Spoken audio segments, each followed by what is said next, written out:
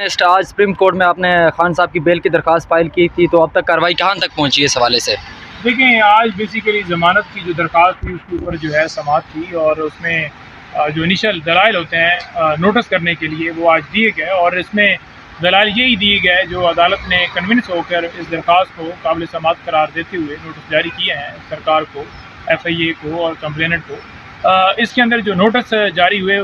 इसकी बुनियाद किस बुनियाद के ऊपर हुए वो ये थी, जो आर्गूमेंट्स के अंदर चीज़ें डिस्कस हुई वो ये थी, नंबर 1 के ये जो साइफ़र है, साइफ़र के हवाले से जो इल्ज़ाम लगाया गया है कि इन्होंने चोरी किया है, तो नेशनल सिक्योरिटी काउंसिल की जो मीटिंग हुई थी, पहली हुई थी 31 मार्च को, दूसरी हुई थी जो है 24 अप्रैल को। पहली मीटिंग इमरान खान साहब ने हेड की और नेशनल सिक्योरिटी काउंसिल की मीटिंग में ये बात जो है तस्लीम की गई कि ये जो लैंग्वेज इस्तेमाल की गई है और हमारे अंदरूनी मामलात में मुदाखलत की है, उसके ऊपर डिमार्च करने का फैसला किया गया था और यही डिमार्च जो है दूसरी मीटिंग में भी किया गया। दूसरी मीटिंग जो है वो जो PDM की हुकूमत थी, शहबाज शरीफ साहब वज़ीर आज़म थे,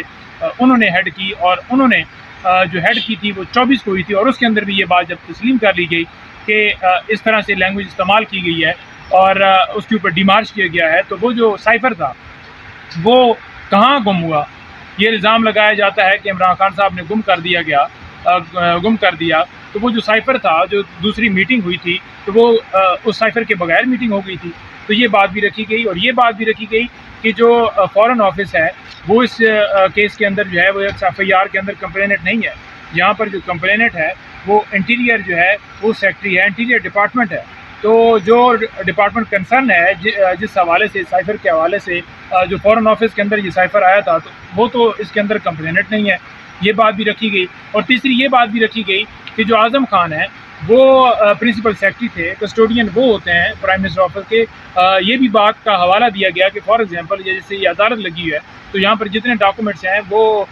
जो चीफ साहब हैं या उनके जो साथ कोई बैठे हुए दीगर मेंबरान होते हैं या आपकी कोर्ट लगी हुई है, तो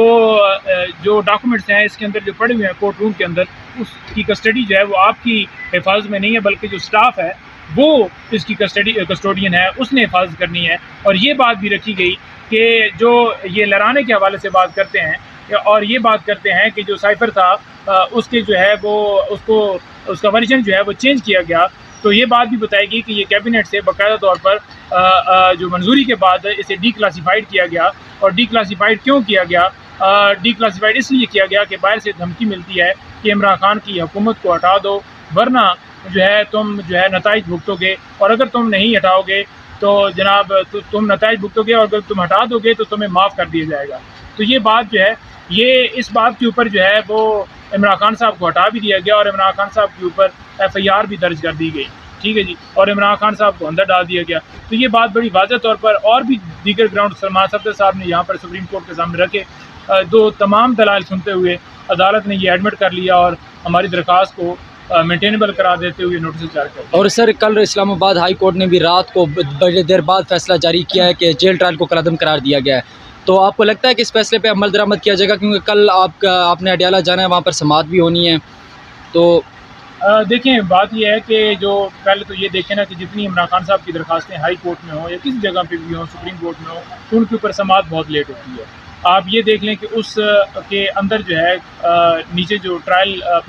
जो चीफ जस्टिस साहब हैं, जो उन्होंने फैसला दिया था वो 1 महीना और 4 दिन के बाद दिया था। इसी दरख्वास्त के ऊपर जो हमने दरख्वास्त दी थी कि जेल के अंदर ट्रायल नहीं किया जा सकता, जो हमने कहा था कि जो जज की तैनाती है वो उसको कलअदम करा दिया जाए उस नोटिफिकेशन को, तो उसके ऊपर 1 महीना और 4 दिन के बाद फैसला आया था। तो बात यह है कि उसके अंदर इंट्रा कोर्ट अपील फाइल हुई, अदालत ने फैसला दिया है, उस फैसले के अंदर तमाम नोटिफिकेशन जो इससे पहले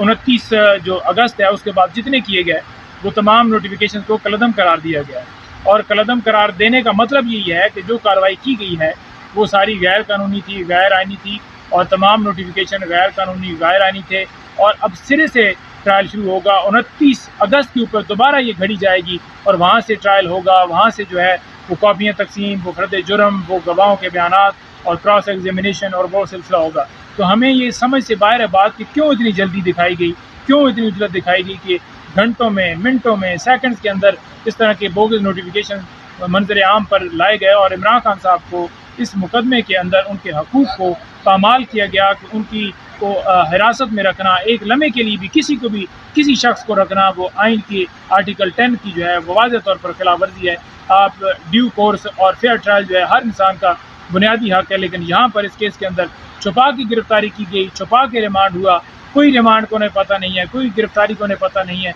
कोई FIR के हवाले से जो अचानक से खबर आती है कि FIR दर्ज होती है, और 30 तारीख को जब खान साहब से जेल के अंदर पूछा जाता है कि क्या आपको गिरफ्तारी का पता है या रिमांड का पता है, तो खान साहब कहते हैं कि मुझे तो कोई पता नहीं है। तो ये कैसा ट्रायल था जो खुफिया तरीके से चलाया जा रहा था। अटॉर्नी जनरल ने कोर्ट के अंदर बड़ा वाज़ेह तौर पर ये एडमिट किया है कि ओपन ट्रायल था। ओपन ट्रायल कैसे कह सकते हैं इसे? ओपन ट्रायल नहीं कह सकते। ओपन ट्रायल वो होता है जहाँ पे पब्लिक की एक्सेस हो, जहाँ पे गुबलाक की एक्सेस हो, जहाँ पे साथियों की एक्सेस हो, जहाँ पर आम लोग जा सकें। ये तो ऐसा ट्रायल था जो बंद कमरे के अंदर 12 बाई 10 के कमरे के अंदर इस तरह से छुपा के किया जा रहा था, जहाँ पर वकला को भी जाने की पाबंदी थी। हम चाहते थे तलाशी ली जाती थी, पेन और जो आपके पेपर हैं वो भी ले लिए जाते थे कि आप लेकर नहीं जा सकते। जो दीगर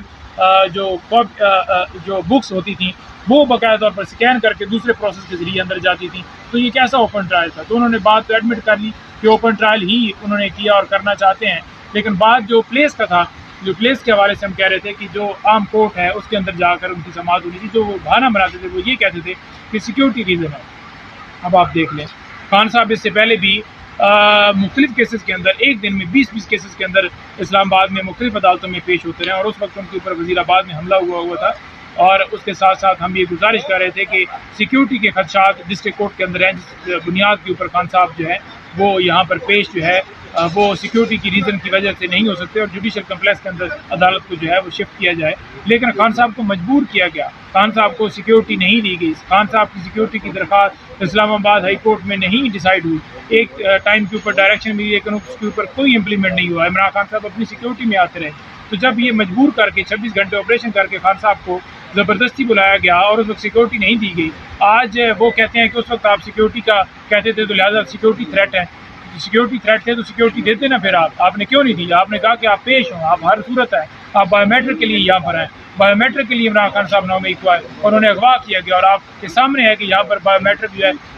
इस्लामाबाद एयरपोर्ट के ऊपर पहुँच जाती है जब नवाज शरीफ ने पेश होना होता है। तो एक रियासत के अंदर दो कानून क्यों हो रहे हैं? हमें ये समझ से बाहर है कि एक तरफ सरकार जो है वो मुकदमे बना रही है और अदालत भी उसके ऊपर मोहरें लगा रही है। और सर आखिर में ये बता दें कि खावर मानी का माजी के अगर हम उनके बयान देखें तो वो कहती थी बुशरा बीबी बड़ी नेक खातून है और मुख्तलिफ बयान दिए जाते थे, लेकिन अचानक क्या ज़रूरत पड़ी कि शाहज़ेब खानज़ादा के शो में आकर तरह तरह के इल्ज़ामात लगा दिए?